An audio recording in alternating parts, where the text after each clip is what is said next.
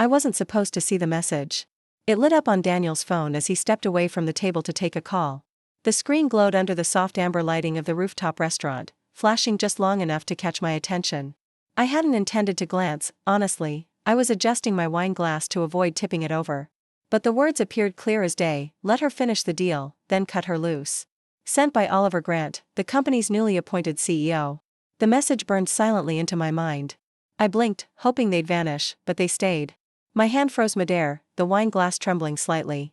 Across the table, the clients from Harrington Corporation laughed with their CFO, unaware.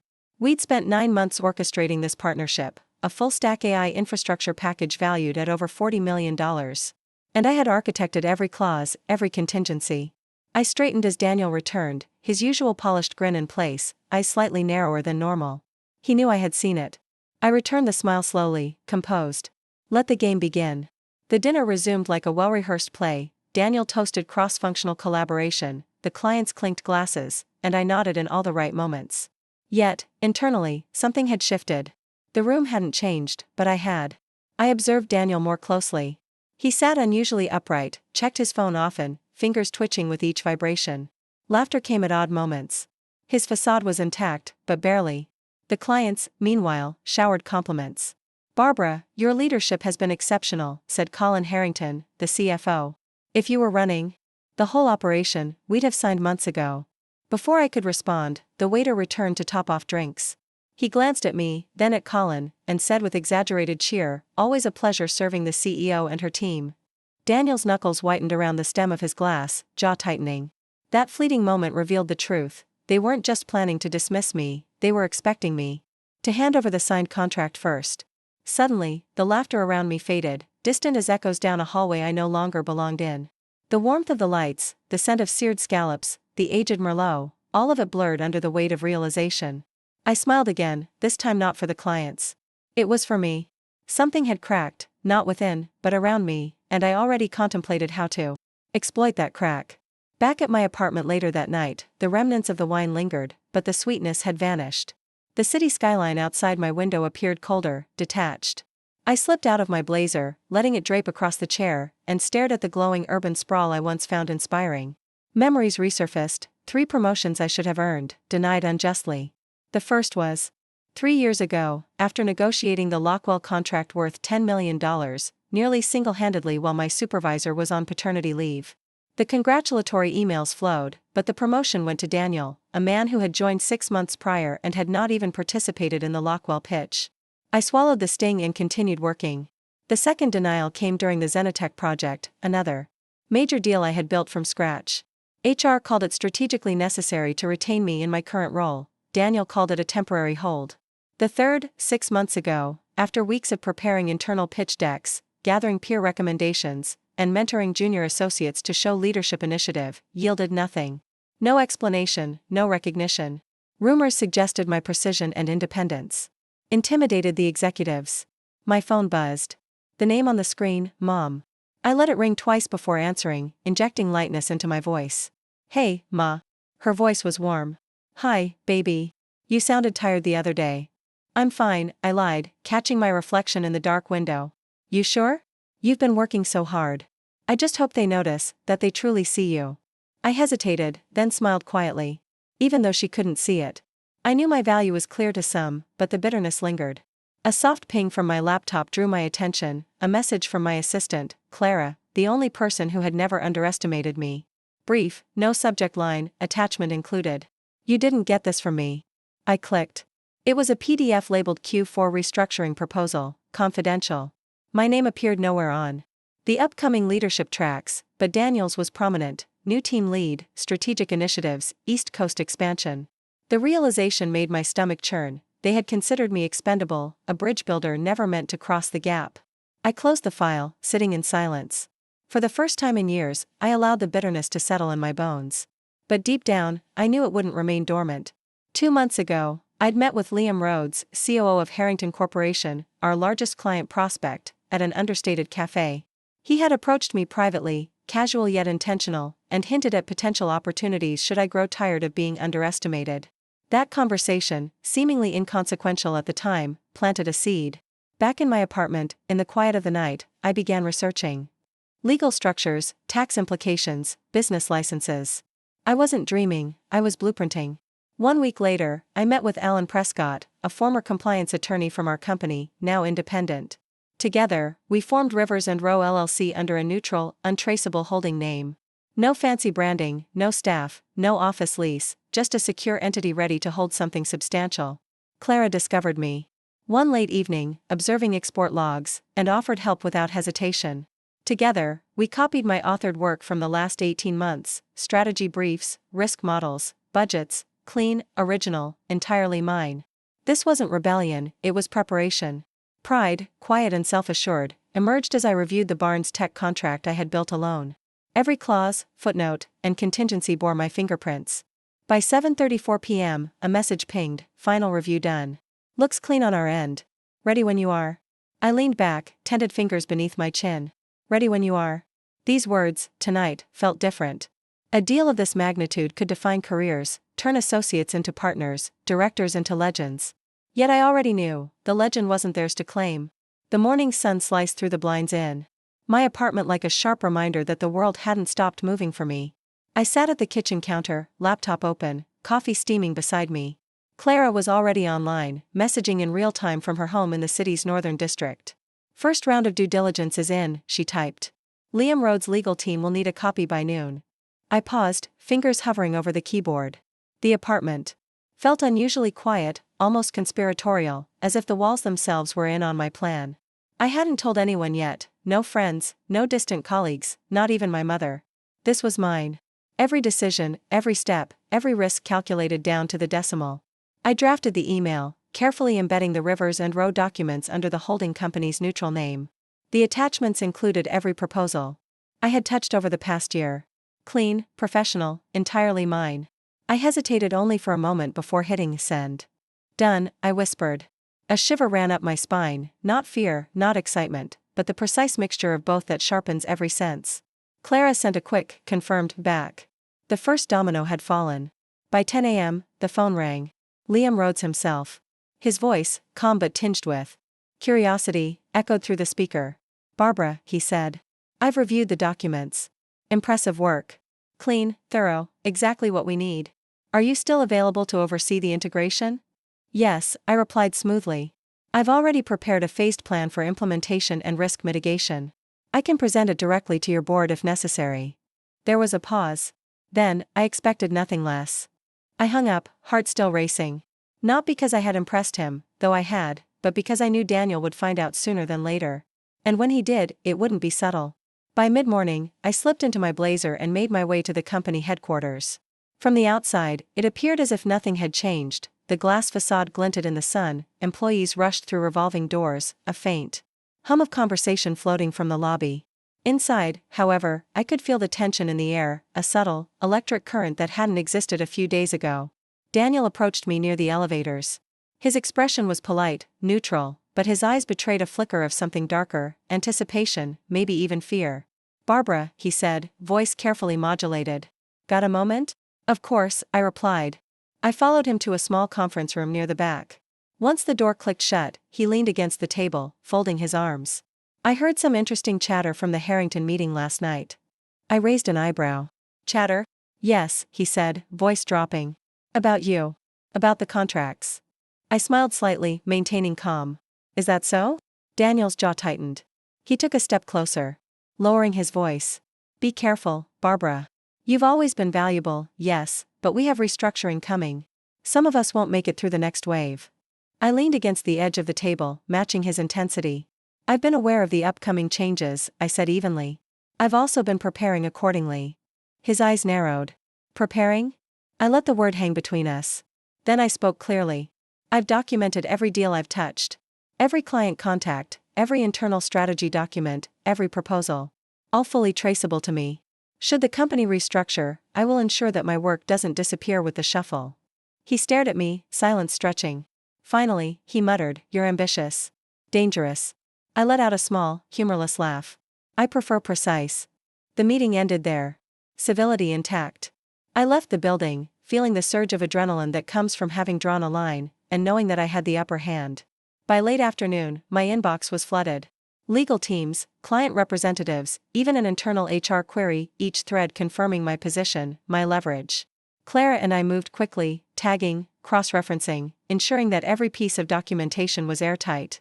Then, a knock at my door. It was Jordan Whitman, a former colleague who had quietly watched Daniel's manipulations for years. He'd always been cautious, the type to wait for proof before taking sides. "I heard about your move with Harrington," he said, voice low. "Careful. They're not going to take this lying down." "I don't expect them to," I replied. "But it's no longer about taking lying down. It's about controlling the narrative, Jordan. And right now, the narrative is mine." He nodded, impressed despite himself. "You're serious about this?"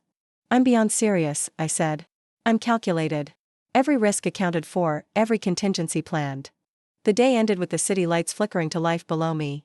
From my apartment window, the skyline appeared less like a backdrop and more like a chessboard. I could see the pawns, the rooks, the knights, all moving according to a pattern that only I fully understood. That night, sleep was elusive. My mind raced, revisiting every clause of the contracts, every potential reaction from Daniel and the executives, every step forward with Harrington Corporation. Clara kept vigil online, sending updates and minor tweaks. By 2 a.m., I finally closed my laptop, allowing the tension to wash over me. It wasn't fear. It wasn't excitement. It was awareness. The next move could change everything. And tomorrow, Barbara Hill intended to make that move. The city hummed beneath the dim glow of the early morning. Barbara Hill moved through the streets with a purpose that made passers-by instinctively step aside. Her heels clicked against the pavement like a metronome, each sound punctuating her focus. Today wasn't just another day at the office, today was the day she would force the hand of fate itself. Clara had been awake for hours, monitoring emails, client inquiries, and the subtle digital breadcrumbs that Daniel's team had left behind. By 7:30 a.m., Barbara's phone buzzed with a stream of encrypted messages from Clara, updates on Harrington Corporation, board members, reactions, and minor leaks of interest that could be leveraged. Barbara skimmed through them while walking into the glass-walled lobby of her office building. The scent of polished marble and coffee lingered in the air, a familiar comfort that contrasted sharply with the tension she carried like armor. Her first stop was the executive conference room. Daniel Rhodes was already there, flanked by two other executives she barely recognized, their expressions a mixture of curiosity and caution. "Barbara," Daniel began, his voice smooth but heavy with underlying menace. "I trust you received my note regarding the restructuring? Some changes are inevitable." Barbara took her seat at the polished table, letting her calm demeanor counter the subtle intimidation. "I did," she said, keeping her voice steady. "And I've already adjusted all workflows to accommodate the upcoming transitions. Efficiency will not suffer. I've also prepared contingency plans for all critical accounts." The executives exchanged glances. Daniel leaned back, steepling his fingers. "You've always been proactive," he said, "but the board is concerned about overstepping authority. Your methods, while effective, raise questions about internal protocol." Barbara smiled faintly, a curve that didn't reach her eyes. "Questions are part of growth, Daniel. I ensure results. Protocol follows results, not the other way around." He narrowed his eyes, a flicker of irritation passing across his face. "Ambitious, dangerous. I hope you understand the line you're walking." "I understand it," Barbara replied. "Better than anyone. And I intend to stay firmly on my side of it." The meeting began with Daniel presenting the restructuring plan, a delicate dance of euphemisms and half-truths. Barbara listened silently, annotating in her mind every loophole, every shift of responsibility, and every weak link in the chain. By the time the presentation concluded, she had already formulated a counter-strategy. Later that afternoon, Barbara retreated to her office. The view from her window was breathtaking, skyscrapers reflecting the dying sun, streets pulsing with traffic, but her mind was elsewhere. She opened her encrypted files, revealing Harrington Corporation's latest projections, potential investment flows, and risk reports. Every piece of data was a weapon in her hands, every number a step closer to control. Jordan Whitman arrived unannounced. He leaned against the doorway, arms folded, eyes scanning the room. "Barbara, you're pushing harder than anyone expected," he said. "Daniel's not going to take this lightly. You know that, right?" "I know," she said without looking up. "Which is why I'm not reacting. I'm dictating." He shook his head, a mixture of admiration and worry on his face. "You're not just ambitious, you're relentless.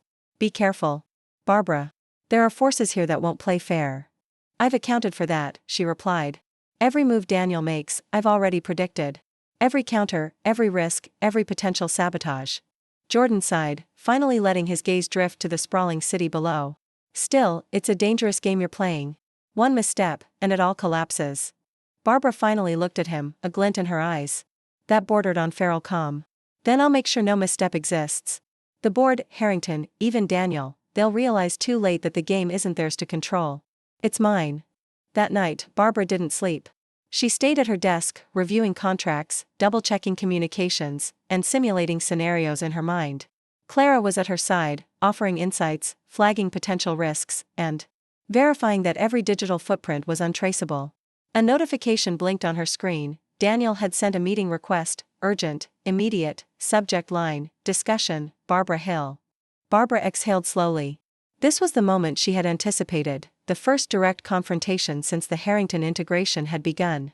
She readied her notes, rehearsed her delivery, and reviewed her contingencies.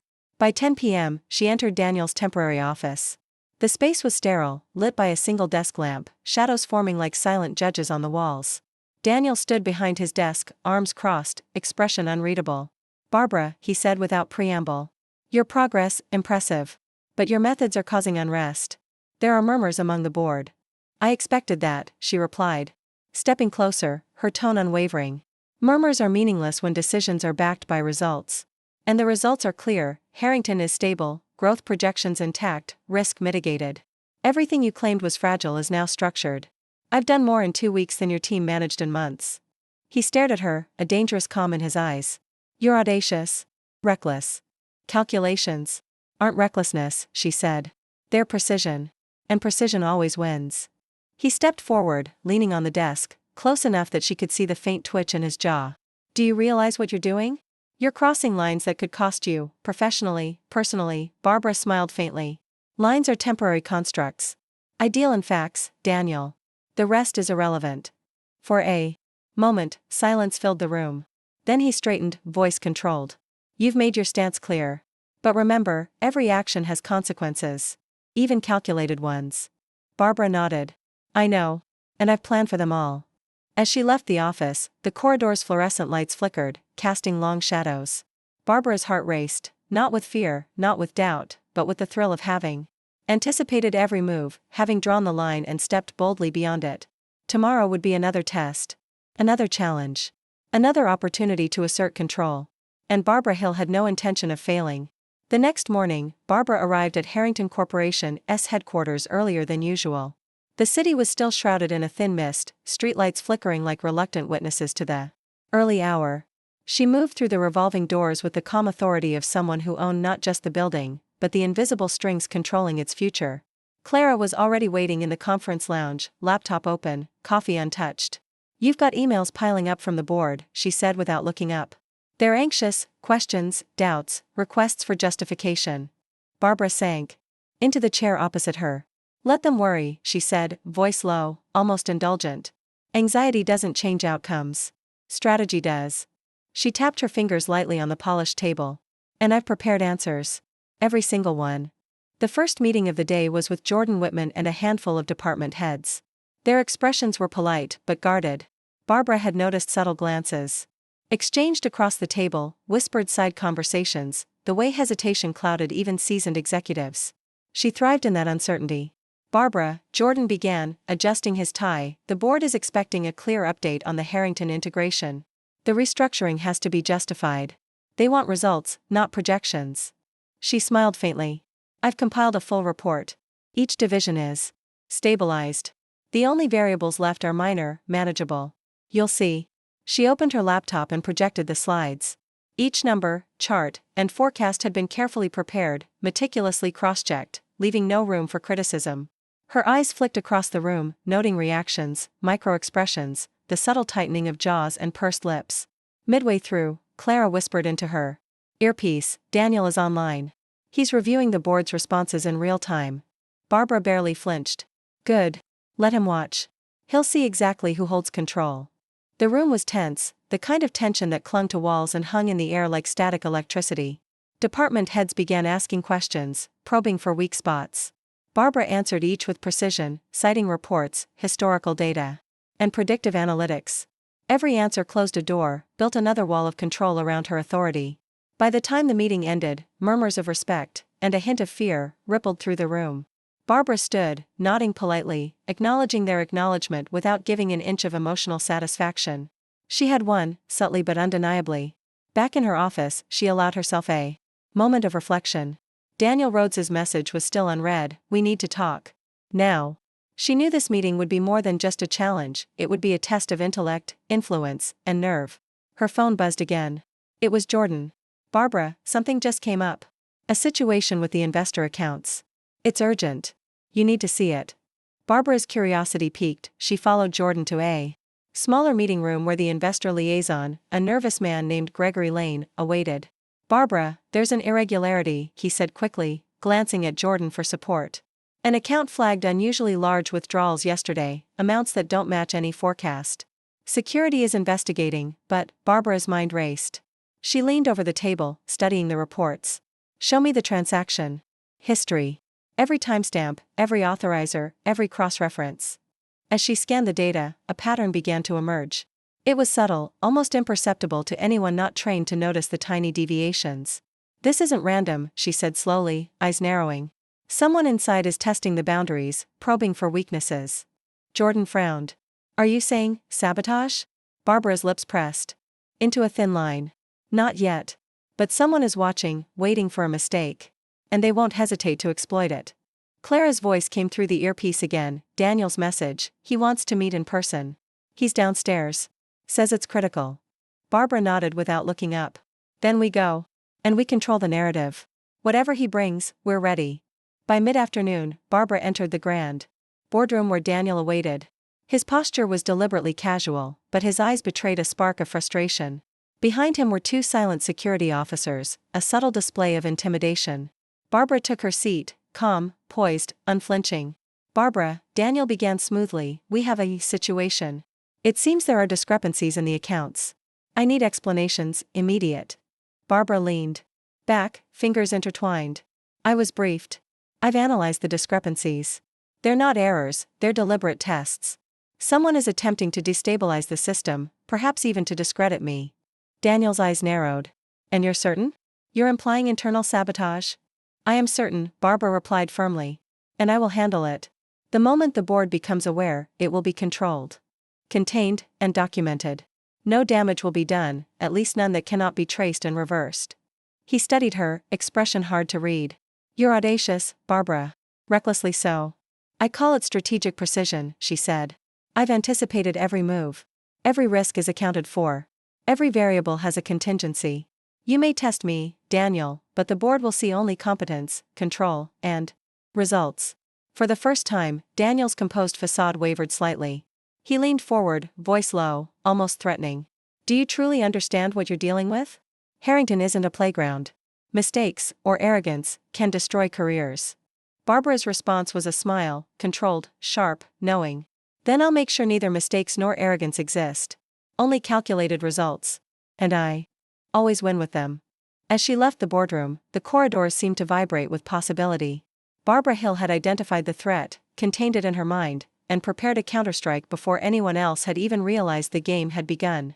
Outside, the evening sky burned with amber streaks. Barbara's reflection in the glass mirrored her calm confidence, but beneath it, a storm brewed. Strategies unfolding, traps set, and moves waiting for the perfect moment. She was no longer merely responding. She was orchestrating, commanding, and controlling. And when tomorrow arrived, Harrington Corporation would realize that the woman who everyone thought could be challenged, could not be stopped. Barbara returned to her office, the city lights streaking across the glass walls like silent witnesses. The office, usually a quiet sanctuary, now felt charged, almost electric.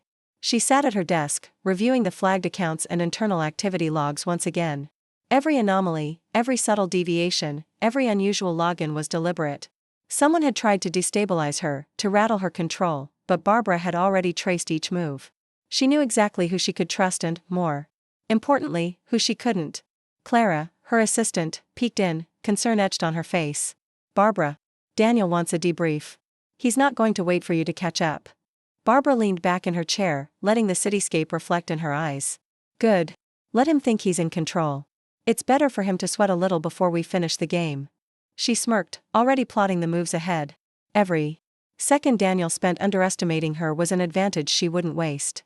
By the time she entered the boardroom, tension had settled like a fog over the room.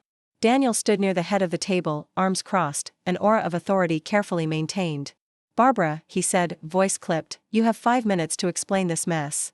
And make it convincing." Barbara stepped forward, placing a heavy folder on the polished table. "The discrepancies you're seeing? Every single one was an internal stress test. Deliberate. Traced. Documented. Anyone attempting to undermine operations has been identified, and their actions predicted in advance." Her voice was calm, controlled, a stark contrast to the room's rising unease. Daniel flipped through the folder, scanning the carefully documented anomalies. Emails, transaction logs, access records, all laid bare, with Barbara's annotations predicting motives and possible next steps. "And you're absolutely certain this covers everything?" he asked, eyes narrowing. Barbara met his gaze steadily. "Yes. Nothing slips through unnoticed. The board will see order, control, and competence. That's all that matters. Chaos can be manufactured externally, but internally, I maintain full oversight." A few murmurs broke out among the executives. Barbara noticed them but remained unmoved. Each one of her movements, each carefully chosen word, reinforced her position. She had become more than just a strategist. She was the architect of the company's resilience. Daniel leaned back in his chair, expression unreadable. "Impressive, but audacity can be dangerous," he said finally, the faintest trace of hesitation in his voice. Barbara's smile was cold, almost challenging. "And so is incompetence. But I don't make that mistake. I don't gamble with systems I build or people I trust." She turned to leave, her movements deliberate, commanding attention without a word. Daniel watched her go, eyes lingering, a mixture of respect and cautious calculation flickering behind his mask of authority.